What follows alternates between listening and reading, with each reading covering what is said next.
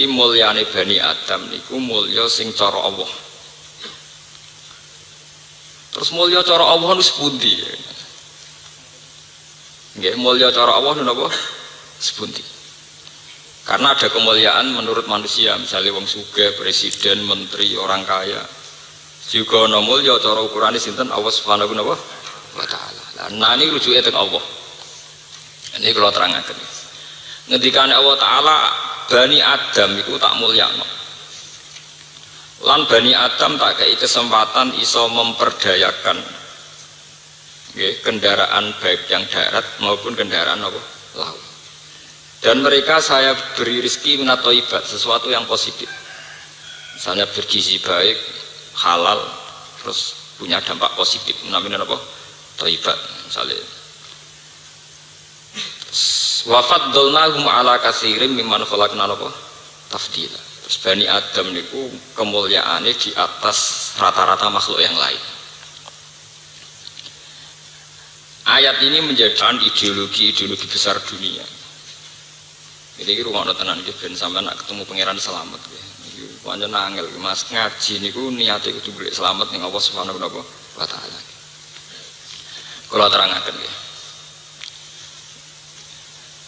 Niki kula tanggung jawab ning ngarepe Allah, ning ngarepe sampean ku gampang, ora ono. Ini tanggung jawab ning ngarepe pangeran.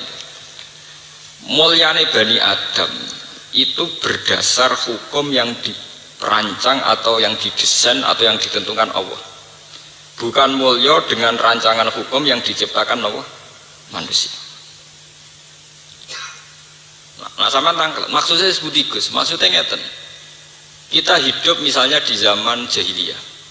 Anak putri dari awal dianggap beban ekonomi sehingga punya tradisi nanti anak wedok dipendem urip-urip karena dianggap problem secara sosial, secara ekonomi.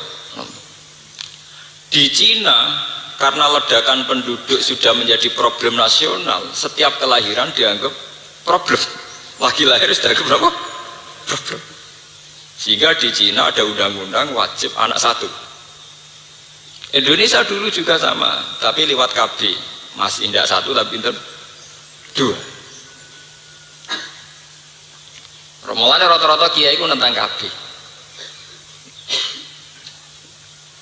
Niki kula cerita. Artinya anak tiap lahir cara Allah nggawa kehormatan. Kullu mauludin yuladu alal fitrah. Itu dari segi hukum agama. Kemudian menurut hukum rasional terserah masing-masing. Dalam negara yang penduduknya kecil disuruh produksi anak seaki-aki untuk memperpadat penduduk, misalnya daerah transmigrasi. Tapi untuk daerah yang dianggap ledakan penduduk problem, setiap kelahiran dianggap apa? Problem. Terus manusia menciptakan ukuran-ukurannya sendiri, ya? Menciptakan ukuran-ukurannya apa? Sendiri. Begitu juga ideologi dunia menciptakan ukuran-ukurannya sendiri. Nah, cara ideologi Kristen, anak lahir itu membawa dosa sehingga punya utang jasa sama Yesus karena Yesus yang menebus apa? Dosa. Tapi kalau kita ideologi Islam, buat anak gendo, buat anak bajingan, lagi lahir precet, tetap yuladu alal fitrah. Dia tetap anak yang apa? Suci. Niki sampean perhatikan. Nah, sejauh mana manusia itu masih melihat anak bayi ini sebagai aset agama atau aset ekonomi atau problem ekonomi atau aset sosial atau problem sosial. Ini mulanya bener ya, fasodaqallahul azim ketika Allah ngendikan kalla innahum ar-rabbihim yauma idzil lamahjubun. Pada akhirnya manusia itu nanti hijab. Kena hijab ngeten ya. Contohnya ini pentingnya ngaji ngawak kula. Misalnya kula nu seneng Quran. Seneng maca tasbih, seneng ngaji, seneng mulang. Sehingga dua anak pertama itu sebenarnya aku mesti mati. Nak mati kudu ana sing terusno agama. Anak-anak lanang iso terusno agama. Suwenenge ra karuan, ya bandingane agama. Iki pentingnya cuci otak. Paham ya? Nak wong kedonyan ki ngoten, duwe seleb, duwe gudang, duwe sawah, duwe tegal. Boleh ora duwe anak utawa anak wedok-wedok. Ini nakno mantuku. Bareng precet lanang seneng rakuan ora kelyo. Keli debek nilai-nilai dunia.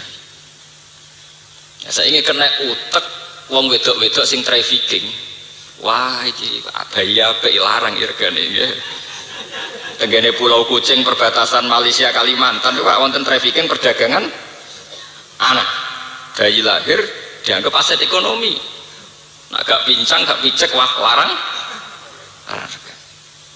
Makanya sekarang kriminal terbesar di Jakarta di Kucing itu bukan kriminal prostitusi. Kriminal wong nakal produksi anak. Engko anak di napa? Gitu. Iya iki sing aramno wartawan ora pati setuju. Wartawan pancen dosa penggane ngrasani wong. Tapi hikmahnya yo gede. Umpama ora ono wartawan, berita-berita ngono itu tidak diekspos secara nasional. Karena yang punya sigi, yang punya lusur, yang punya sidik itu hanya wartawan. Dan itu bantu kepolisian sekali untuk menangkap nopo trafficking itu pelaku-pelaku penjualan nopo anak itu. Nah, ketika sudut pandang terhadap anak itu beda-beda sesuai pemahaman orang. Kalau orang agama dianggap aset agama, ini penerus agama. Kalau orang kaya dianggap penerus dinasti kekayaan. Kalau trafficking dianggap aset ekonomi. Berarti PR ulama atau PR kiai adalah bagaimana masyarakat bisa memandang anak secara positif, yaitu dianggap sebagai aset apa? Agama. Kalau sampai kiai-kiai itu gagal mendesain atau gagal memandu masyarakat supaya berpikir positif terhadap anak, maka nanti kegagalan akan terus jalan. Karena nanti orang melihat anak sesuai desain, sesuai jalan otaknya masing-masing. Kalau nanti delok teng TV, kalau kan sering penelitian, selain delok teng TV sering penelitian. Direktur anak jalanan teng Jogja nu kanca akrab kula. Teng rumah singgah. Itu problemnya itu memang begitu. Orang-orang nakal di Jakarta itu sekarang itu lebih seneng produksi anak. Wong nakal sing produktif, sing tukang bayi. Niku dibuahi secara nakal juga. Kemudian nanti anaknya nopo? Dijual. Belum nanti di Kucing, di perbatasan Malaysia dengan Budi Kalimantan Barat. Itu ngeri betul. Sementara kita masih berkutat, itu tidak bisa. Mulane Kanjeng Nabi dalam banyak hadis ngendikan angkihul waludal wadud fa inni mubahin bikumul umam. Gak apa-apa kowe golek bojo sing tukang manak. Asal anak iku dadekno banggaku.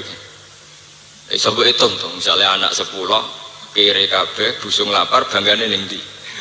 Jadi aja jumlah ketok, tapi yang melahirkan apa kebanggaan.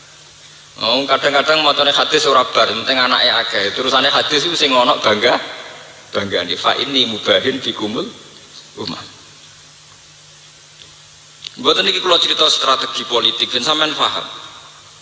Kemudian masalah KB, nggih rata kiai setuju. Saya sendiri secara pribadi setuju kalau dengan arti KB itu membuat kualitas napa hidup yang lebih napa baik.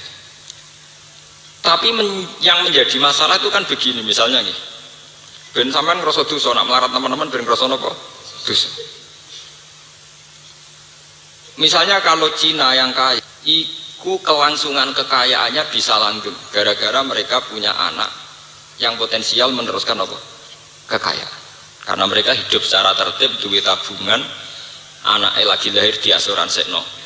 Sehingga lagi lahir di tabungan 1 miliar, enggak pas tuwek 10 miliar, sehingga pas ABG puber langsung jadi bos. Dan Cina ini misalnya juga anak telu. Kue sing kiai musola langgar penceng ya dia anak telu. Anak lahir hamilnya wis diutangan, lahir ya ngambil duit utangan. Ini tidak fair saja. Kemudian cara pendidikan ya pakai duit utang. Bagaimana Anda bisa membayangkan anak telu iki sing anak imam musola berkompetisi dengan dari lahir wis duwe asuransi. Kowe ini sinau tenang nanti jadi pakar ekonomi. Anak yang ini kan bisa saja karena radhi duit kan milih jalan pintas dukun. Bagaimana Anda bisa berharap kompetisi ini seimbang? Paham ya? Kompetisi ini apa? Seimbang. Lu kalau ngomong boten nuruti nafsu boten. Ini masalah kita, masalah sosial kita. Sehingga kalau kita sudah berani jadi kiai harus berani membentuk zuriatan thayyibah. Zuriatan thayyibah itu dimulai dari strategi yang rasional, yang masuk akal. Sebab itu agama mewajibkan orang itu punya tirkah. Lan iki perlu dingerteni santri-santri. Saake Quran, aku ora ndek warisan saake napa? Quran. Quran wis kangelan nerangno detail carane bagi tirkah. Yusikum wa fi auladikum lidzakari mislu hadzil unsayain fa in kunna nisaan fawqa snataini falahunna sulusa ma tarak wa in kanat wahidatan falahan nisf wa li abawaihi likulli wahidin minhum as-sudusu mimma antaraka in kana lahu wa Quran bakas warisan nganti bulet. Tirkah ngene lho, Jong, nek anak wedok sitok untuk separuh. Nek anak luwih sakmene untuk 2/3. Diwarai carane buabi jebule dibagi ra ono. Paham ya? Saiki Qur'ane napa mboten sakit. Paling melanggar iki malah santri. Ngaji ning pondok ngaji faro. Tapi ra iso dipraktekno wong ra ono sing dibagi. Lah lha opo direwangi ana gawe aslul masalah? Ana raut, ana aul, ana damil fu, ana sulus bak. Jebule gledek ra ono sing dibagi. Sebab itu ayat di surat Nisa itu nanti diteruskan, termasuk ada aturan umum dari Quran, wal yakhshal ladzina law taraku min khalfihim dzurriyyatan di'afan khafu alaihim falyattaqullaha wal yaqulu qawlan